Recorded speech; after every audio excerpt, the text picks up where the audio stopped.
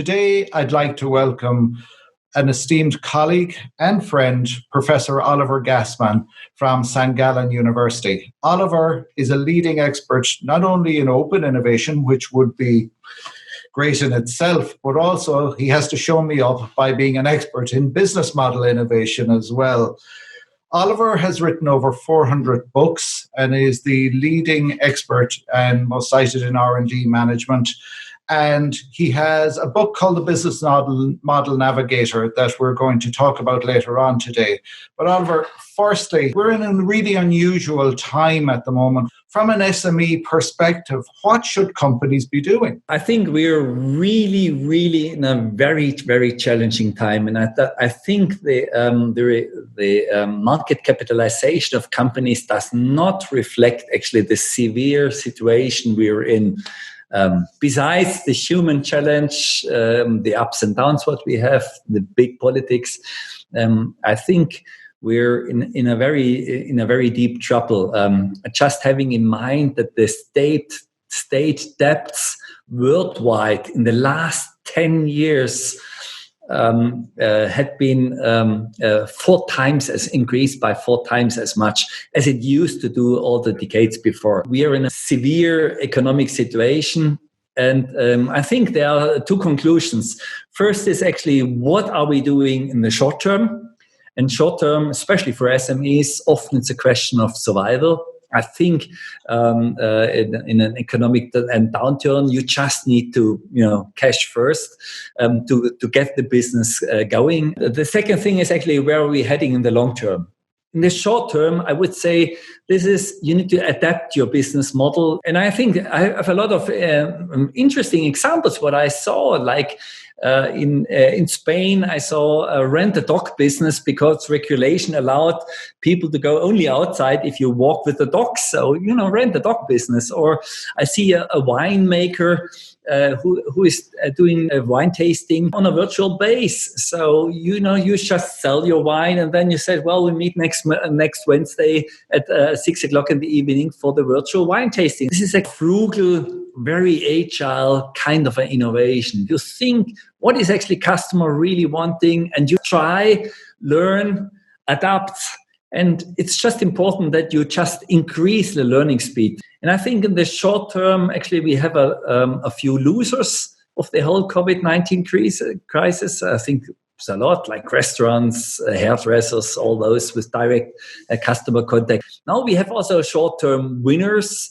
That's all, the Zoom platform, all the virtual collaboration tools. I think that is something which is here to stay.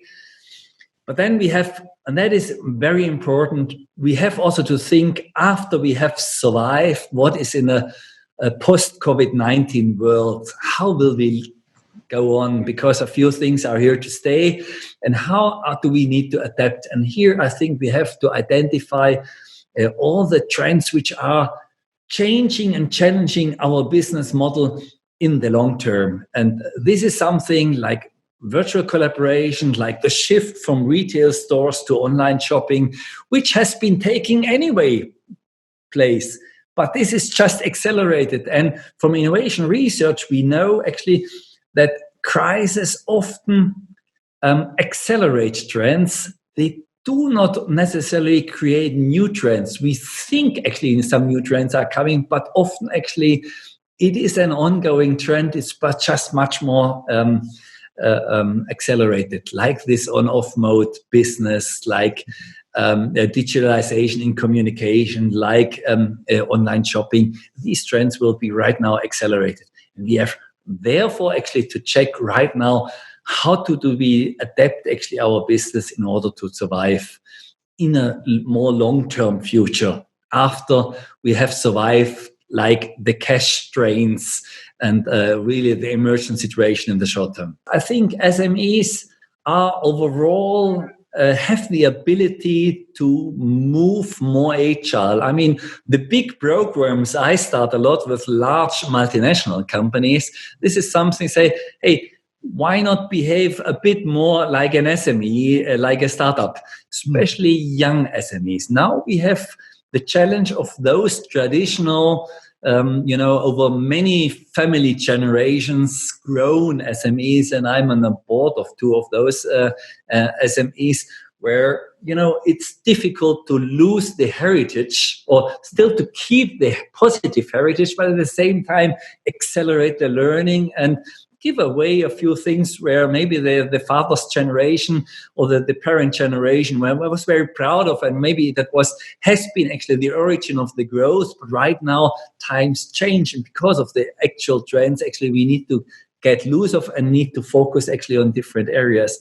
And here I think we need to be adaptive, and I think that opportunity is there, because we have just to remind ourselves that a lot of large companies realize that at the moment, this global supply chains became actually too fragile, especially for now system-relevant products, for health-relevant products. We got a lot of challenges here also in Switzerland, because I think a lot of essential things have been actually missing where we had been totally dependent on China.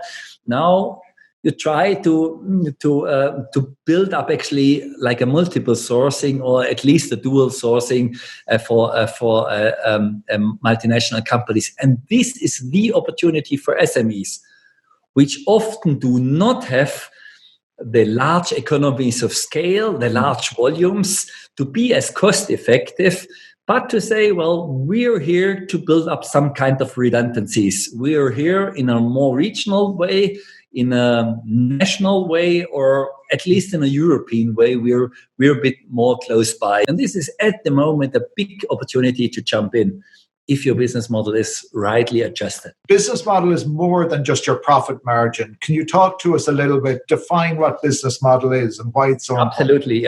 The easiest way to describe it is a business model is the story of your company, how to create value and capture value. Now, creating value is important. You need to create value.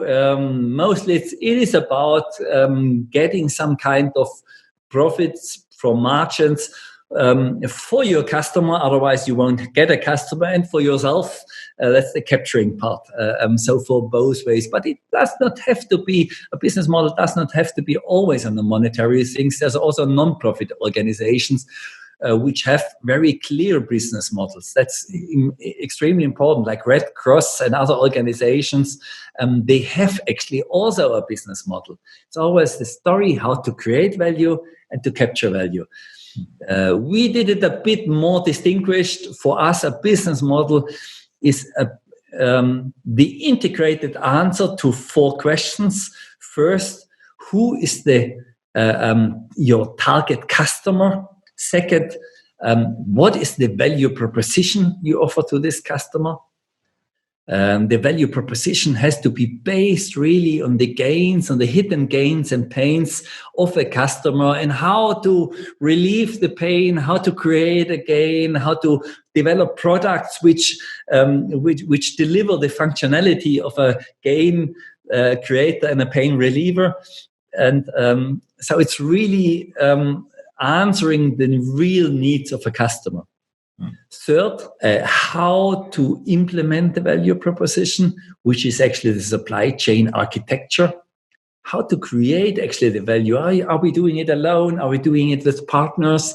Do we have the whole value chain in our own hands? Do we collaborate? Also, how do we do the co-branding? What is the distribution channel? What platforms are we going on? That's the how question. And then the why is it profitable, the value, which is actually addressing the revenue model. And these 4 questions, integrated answer to those 4 questions, that is important.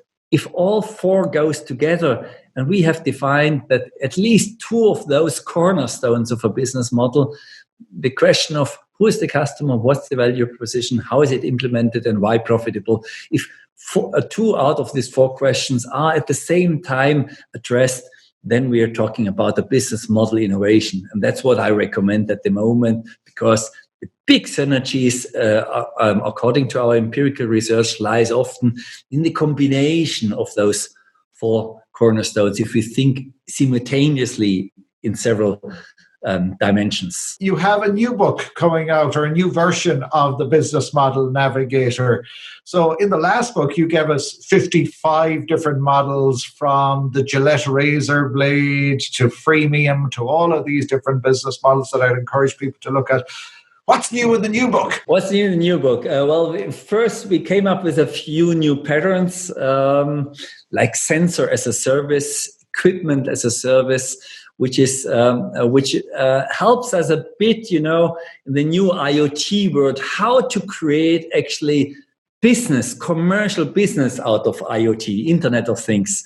How can we do more out of the industrial IoT world? And that was a bit of a missing part, and we created there, or we identified there new patterns. But I think what's most important is actually we realized that the biggest bottleneck in business model innovation is from not the ideation part of the first idea, but how to decrease the number of opportunities actually to a few parts as fast as possible and go forward as cheap as possible. So really this think big, start small, fail cheap and learn fast. This is the principle I'm actually enforcing. This is my mantra. And we brought it into the new book by especially focusing actually on the testing phase. So after first you start to know your first business model. What is actually today's business model, in answering the 4 questions, including understanding the change drivers, including new entrants. You go then to the ideation phase with the additional patterns, but with actually confronting with the patterns. And that's not the big difference. But then after going to the detail, then it's getting important. Is the new business model consistent? Is it consistent with the external drivers? Right now, that's why I think it's important to identify really what is happening in the COVID-19 crisis right now and how does it affect our business. There are a few ongoing mega trends, and you can assume they will ongoing, but a few will be accelerated a lot. And how does this affect our industry and our business? And how can I translate that? And is there a consistency? And then you have your business model, and every business model, and this is what we did a lot more in the new business model navigator. What are the underlying assumptions of your business model? How can I test the critical underlying assumptions? And then we also brought up test procedures depending on, am I actually just learning more from the customer? Is it a learning testing procedure? Am I learning? Is it more in terms of understanding better? Is it in terms of verifying a hypothesis? And this is, I think, where science actually can contribute a lot. So I always say we're always a bit self-critical. It's not theory. No, theory is the best practice. A good theory is the best practice because it gives a mindset, and every business model has an implicit mindset, and make this mindset explicit. What are the 5 most critical underlying assumptions? And then go for each one. How can I test it as fast and as cheap as possible? That is actually the most critical part. And that is what we described in our new book. Well, thank you very much, Professor Gassmann. Just one last question. For SME managers looking forward, what one piece of advice would you give them to enable them to survive the next 18 months and to be in a position to grow when we get through this turbulence? Yes, great question. So really to summarize, first thing really in the short term, how to adapt today's business model, do that as agile and value proposition driven as any possible, but learn also from others how to do it. This is short term, how to adapt the business model. Second, really identify the long-going trends, and translate what does it mean actually for your business and your business model. And third, really go through our process in the business model navigator in terms of understand really your business model and understand what are the change drivers which pressure your business. think in terms of how can you learn from others, because everything is already there. You don't have to reinvent the world. But then most importantly, make explicit after you have developed a business model, a concept, what are your 5 underlying most critical assumptions and of that business model that it works. This can be, is the customer really going on that? It can be, do we really get a partner in the ecosystem really to develop something together? Do we get actually a commitment from a partner? Could be also, do we have the capabilities to sell actually the new value proposition? And then to develop a testing strategy for each of them. And then really to summarize again, really as an SME, think big despite the liability of smallness. Start small because your resources is limited.